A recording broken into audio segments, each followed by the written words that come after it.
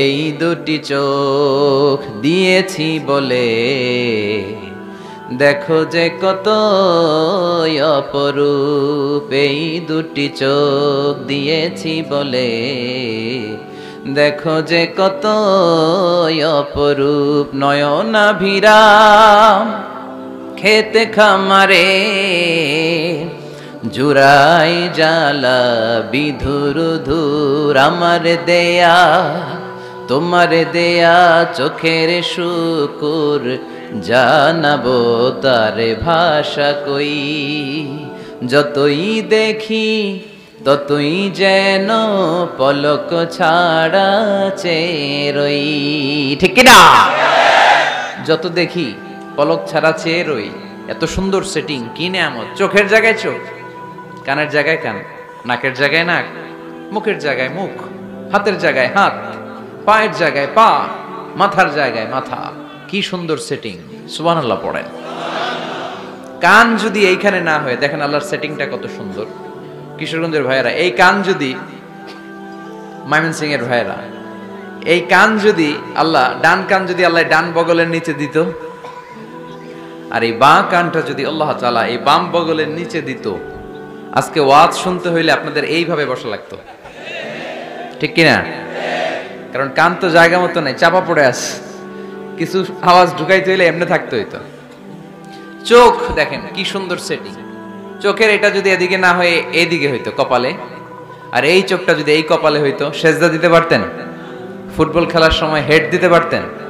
ফুটবলে হেড দিতে গেলে চোখ দুইটা ডিমের মতো পোষ হয়ে যেত। ঠিক কিনা? খাবো কোনো জিনিস, খাওয়ার আগে চোখ দিয়ে দেখি, নাক দিয়ে শুকি, তারপরে মুখে ঢুকাই। নাক যদি এইখানে না থেকে পিছনে থাকতো, ধরেন প্রত্যেকের নাক হচ্ছে পিঠের মধ্যে, তাহলে খাবারটা নিয়ে আগে নাক বাবারে শুকানো লাগতো, দেখতো এটা ঠিক আছে কিনা, তারপরে মুখে ঢুকানো লাগতো। সুবহানাল্লাহ পড়বেন না? ওয়া ইন তাউদ্দু নি'মাতাল্লাহি লা তুহসুহা। এত নেয়ামত আমি দিয়েছি, যদি গুনতে শুরু করে দাও গুনে শেষ করা যাবে। এজন্য আল্লাহ বলেন, ফাবি আইয়ি আলা রাব্বিকুমা তুকাযযিবান, which of my mercy, blessings and bounties you wanna deny. আমার কোন নেয়ামতকে অস্বীকার করবা? এই সূরাটাকে বিষ্ণু ঈসা ইসলাম বড্ড পছন্দ করতেন। সাহাবাদেরকে একবার তেলাওয়াত করে শোনালেন, সাহাবারা চুপচাপ, ঠিক যেমন এখন আপনারা চুপচাপ। বিষ্ণু বললেন, আমি এই সূরাটা তোমাদের আগে জিনদেরকেও শুনিয়েছি। কাদেরকে?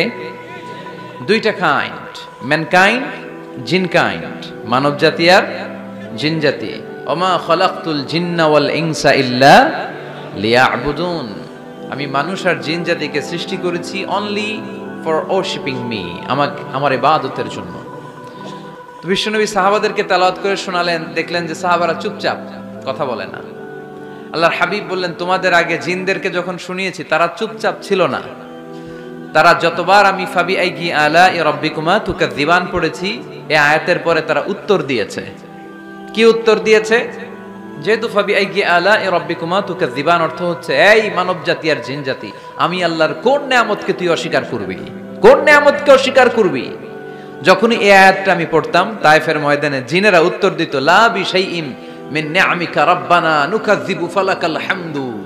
আল্লাহ, তোমার কোন নেয়ামতকে আমরা অস্বীকার করতে পারবো না। আমরা পুরো জিনের গোষ্ঠী আজকে ঘোষণা দিলাম, আল্লাহ তোমার কোন নেয়ামতকে অস্বীকার করার কোনো জো আমাদের নাই, কোনো সুযোগ আমাদের নাই।